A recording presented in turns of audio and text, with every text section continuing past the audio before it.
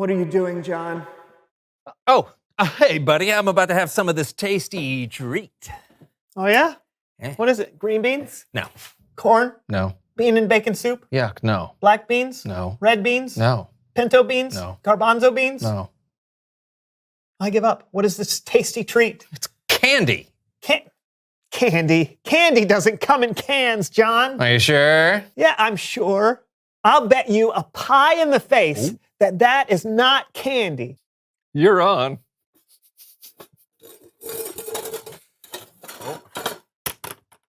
Canned candy. I thought you said there was a tasty treat. Yep. Tasty, right? Yeah. Key lime, my favorite. Oh, mine too. Mm-hmm. Oh, nope. Right on the hairline.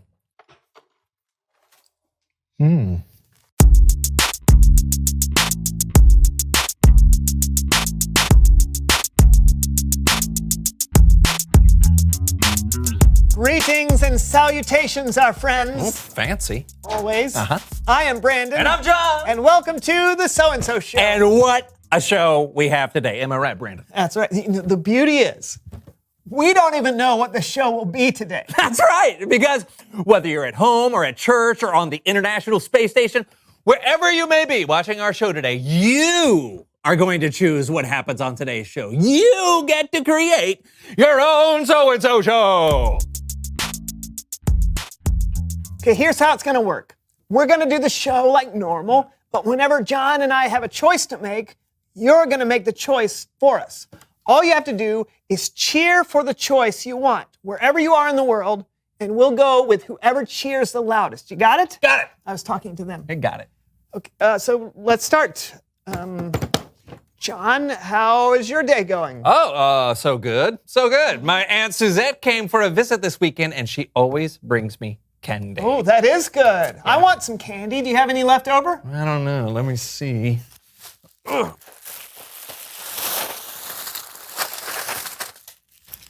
Yeah, just a little. Whoa, we'll never be able to eat all that. You may be right. Hey, you know what? I've always wanted to make a portrait of my face out of candy. Huh? Oh, no, let's make something that people will actually want to look at. Yeah. Like the Eiffel Tower. Oh, there it is. Your first choice. What should we do? Should we make the Eiffel Tower out of candy? Oh, a portrait of my face. Start cheering now. Yeah, turn up the audience microphone. I want John.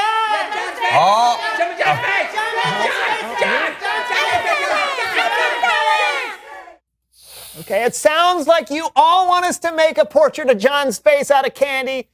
It's your choice. So let's get to work. Come on.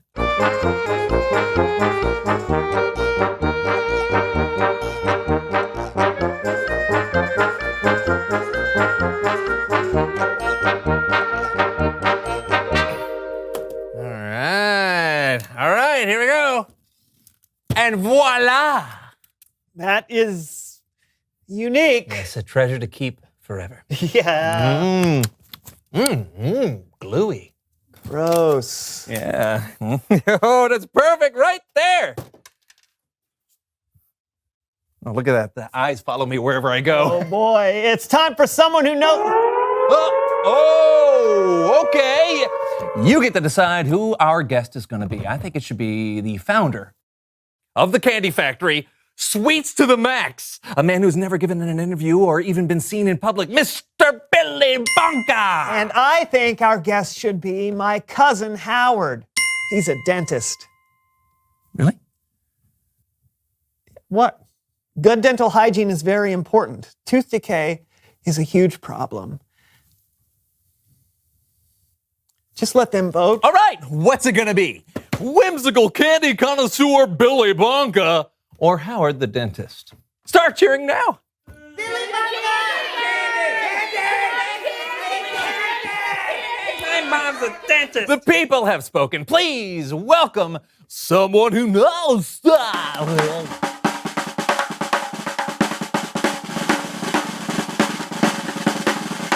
Come on in. Welcome. Okay. Welcome. Oh, here. Ooh, let me get that. Awesome. Tell us who you are and what you know. Well, I'm Billy Bonker, and I own the largest candy factory in the world. It's amazing. I think so. So what do you love about candy? Oh, what's not to love? The sugary sweetness, the chocolatey chocolateness, the creamy caramel deliciousness. Yes! I love it all, yes. But what I love most about candy is the profit margins. The profit margins. Yes, let me just show you this candy bar. Yum! Graph. It's a bar graph for candy. As you can see, the actual cost of a chocolate bar is 11 cents, but we sell it for $2.50. And then with quality market research and kids focus groups, we are able to determine the right color packaging that will lead to the highest profit margins. Do you know what the key to any successful candy company is? Delicious candies. No. Variety. No. Strategic shelf space and positioning. The most profitable candies are the ones at the approximate eye level of an average-sized child. Children want what they see. It's really that simple. I think we're out of time. Are you sure? I have this delicious chocolate pie. Pie! Chart. It's a pie chart for chocolate. Thank you so much for being on the show today. Well, thank you for having me. Pie chart Oh, you can. Okay. Yeah. Yes. for chocolate.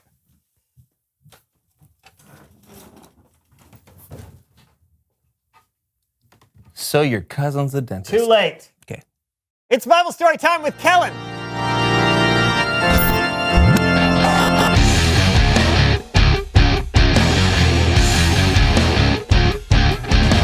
Kellen! How's it going, gentlemen? Well, what do you got for us today? Well, our story today is about a woman named Lydia. And to help me tell it, here. Oh, you get to choose how we tell the Bible story today. Okay, I shot a film version of the story. Or I can read it. Start cheering now.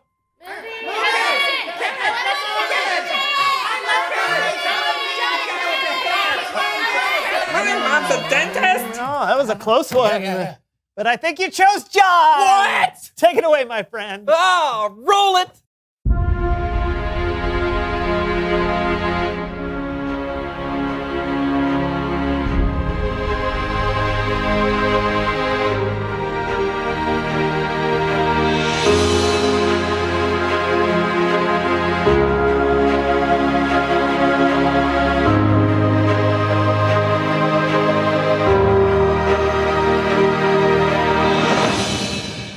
Let us go down to the river and see if we can find a place of prayer. Paul, over there. I'm Lydia.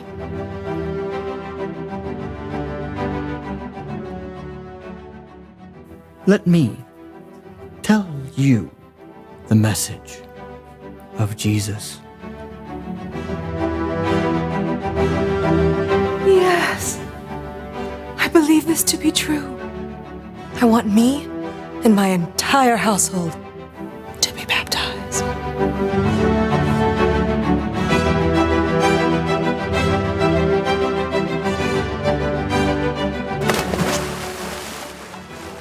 Do you consider me to be a believer in the Lord? If you do, will you all come to stay at my house? Yes. Yay!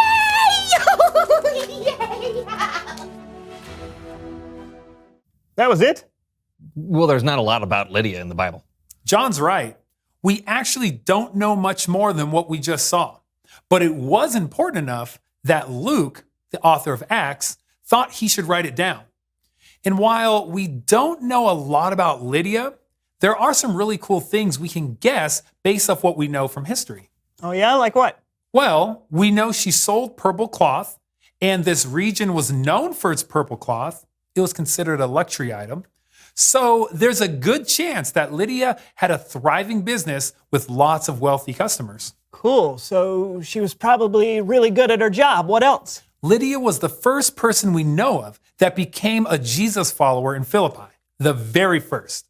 And later on, when God miraculously broke Paul and Silas out of prison, do you know where they went? Where? Lydia's house, where all the other Jesus followers with Paul were staying. Lydia had used her skill as a business person, her talent as a craftsperson, and the money she made to provide housing for Paul and all the other believers while they were in town. And she most likely became an important leader of the church in Philippi. She was willing to use her gifts to serve God by helping others. This could be a much longer movie. Definitely. I think one of the reasons Luke wanted to include this story was to show that God can use our gifts, no matter who you are or where you are. Every person has something they're good at that can be used to help others. Thanks. That's great, Kellen. Thanks so much. Yeah. You're welcome so much. I'll see you guys next time. Later. See ya. Bye. That was really great. Oh, yeah. I love that there's so much more to people than what we just see on the surface. I mean, it was just 3 verses in the Bible about Lydia, but here we are talking about her nearly 2,000 years later. Yeah, I think it's a good reminder that everyone has something to give. Everyone has something they're good at. Yeah, they do. Absolutely. Reveal the question. What are you good at?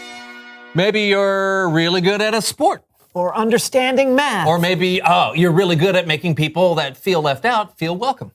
Everyone has something they're good at. And what's cool is that you get to choose how to use the gift God gave you. Oh, which brings us to your final choice of the show. Okay, what should we do for the credits? I say we eat my self-portrait. And I say we bring on my cousin Howard, the dentist. Start cheering now. Dentist!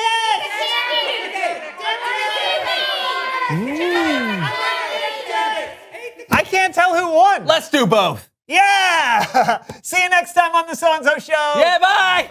It's tooth time! Yeah! You get a toothbrush! You get a toothbrush! You get a toothbrush! You get another toothbrush! Yeah. Floss time! One for you! One for you! 'Cause I got some tongue scrubbers! Scrub your tongue! There's Top Pocket Floss right here! Whoa. You got Top Pocket Floss! That gets all of the little gremlins out! Tongue brush, tongue scrubber! Yeah! I gave myself a cut. I ran out.